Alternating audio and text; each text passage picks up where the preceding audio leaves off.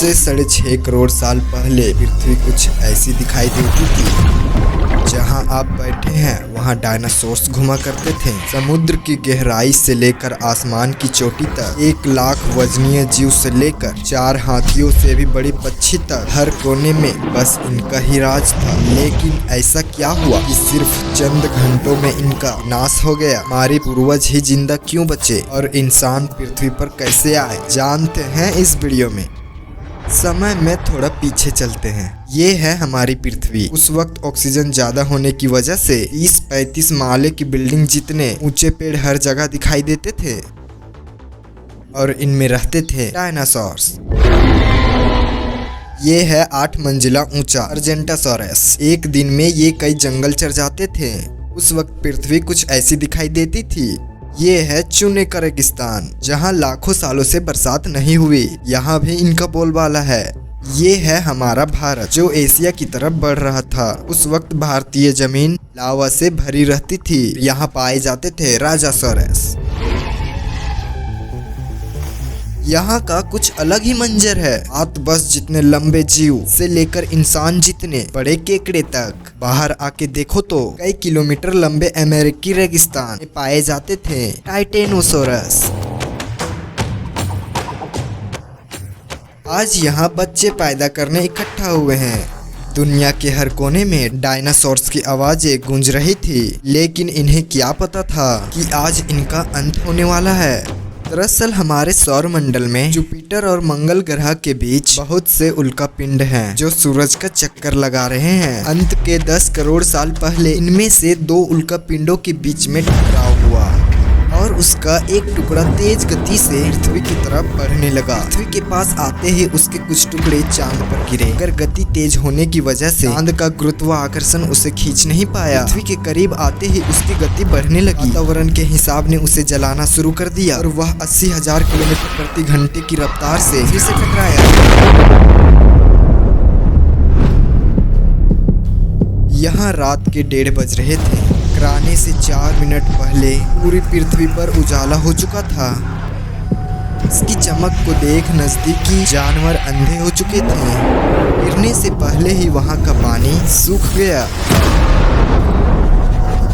गिरते ही विस्फोट से निकली ऊर्जा आज के 10 करोड़ परमाणु बम के बराबर थी। इससे निकल रही 6000 डिग्री सेल्सियस गर्मी ने आसपास के जानवरों को तुरंत भाप बनाकर उड़ा दिया। 150 किलोमीटर के दायरे की जमीन अंतरिक्ष तक पहुंच गई और अब तक सिर्फ 5 सेकंड ही बीते हैं। इस विस्फोट से जन्मे झटके की लहर 550 किलोमीटर प्रति सेकंड की रफ्तार से आगे बढ़ी। इसने पत्थरों को गोली की रफ्तार से उड़ाना शुरू कर दिया। आसपास नदियां उल्टी बहने लगी। जंगल के पेड़ नीचे गिरने लगे। पहाड़ों ने दम तोड़ना शुरू कर दिया।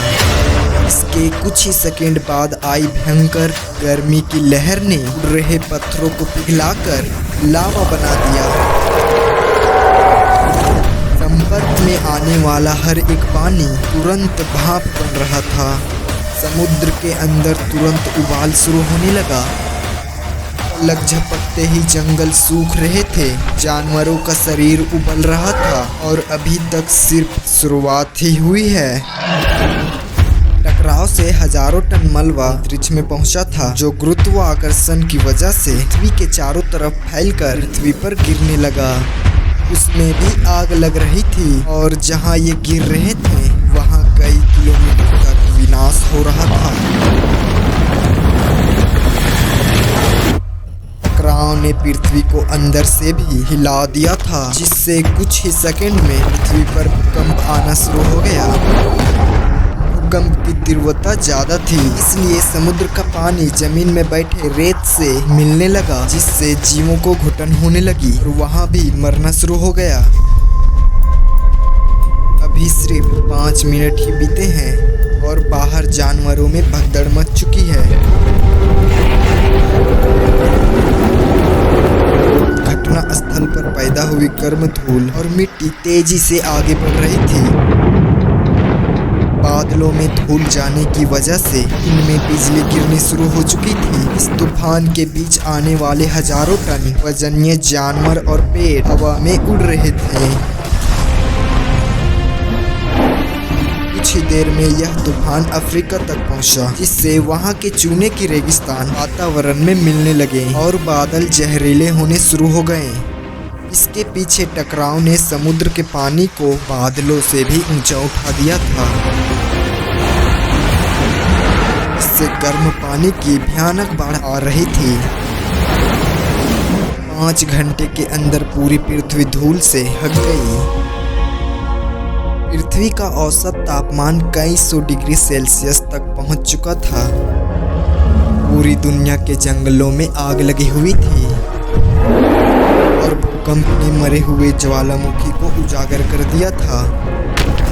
हर सेकंड पृथ्वी गर्म हो रही थी, ऑक्सीजन कम हो रहा था। पृथ्वी पर जमी बर्फ पिघल रही थी और नदियों में बाढ़ आना शुरू हो चुका था। इस महाविनाश के बाद ज्यादातर जमीन में रहने वाले कीड़े मकोड़े और स्तनधारी जीव ही जिंदा बचे थे। पृथ्वी की 70% आबादी विलुप्त हो चुकी थी। कुछ डायनासोर अभी भी जिंदा थे, जो या तो छोटे थे या उन्हें किसी गुफा ने बचा लिया था। समुद्र की गहराई में रहने वाले जीव भी सलामत बचे थे, लेकिन अब उनका भी समय खराब होने वाला था। कुछ ही दिनों बाद जहरीले बादल पूरी दुनिया में बरसना शुरू हो गए। दिन ब दिन समुद्र जहरीला होने लगा, जिससे समुद्री जंगल भी मरना शुरू हो गए। धूल से ढकी पृथ्वी ठंडी पड़ रही थी और कुछ ही महीनों में पूरी पृथ्वी बर्फ से ढक गई। हमारे पूर्वजों को डायनासोर से डरकर कुछ भी खाकर कम ऑक्सीजन के बावजूद भी महीनों तक जमीन में रहने की आदत थी। जमीन के अंदर गर्माहट थी और अंदर छोटे जीवों का पूरा साम्राज्य।